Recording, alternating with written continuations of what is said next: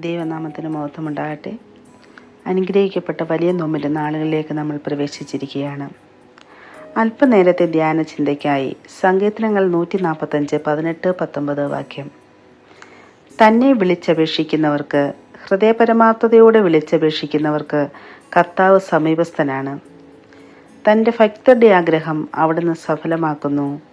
അവിടുന്ന് അവരുടെ നിലവിളി കേട്ട് അവരെ രക്ഷിക്കുന്നു.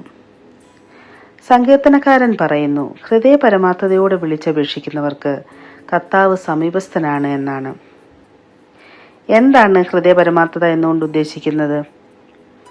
നമ്മുടെ ഉള്ളിൽ അടങ്ങിയിരിക്കുന്ന കോപം, ക്രോധം, അഹങ്കാരം, പക എന്നിവയെ ഇല്ലാതാക്കി ഉപസിച്ച് പ്രാർത്ഥിക്കുക.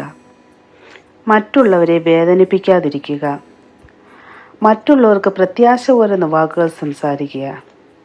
മറ്റുള്ളവരെ കരുതുന്നവരായിരിക്കുക.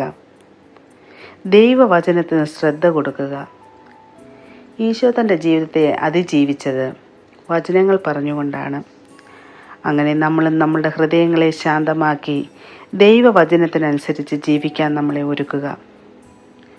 ഉടയവനോടും ഉടലിനോടും അനുരഞ്ജനമുള്ളവരായിരിക്കുക. അങ്ങനെ നമ്മുടെ ഉള്ളിൽ നിരപ്പിനുള്ള സാധ്യത കണ്ടെത്തുക.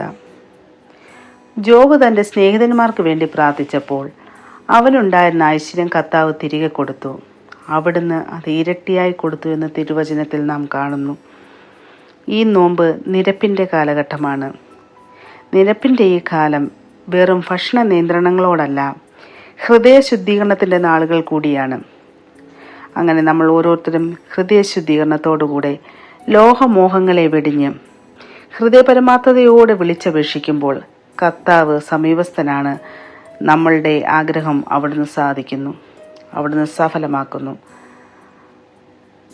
മലാഖി 3:10 ഇങ്ങനെ പറയുന്നു, ഞാൻ നിങ്ങൾക്ക് അനുഗ്രഹങ്ങളെ ഒഴുക്കുമ്പോൾ അത് സൂക്ഷിക്കാൻ ഇടം ഇല്ലാതെ വരുമെന്ന്.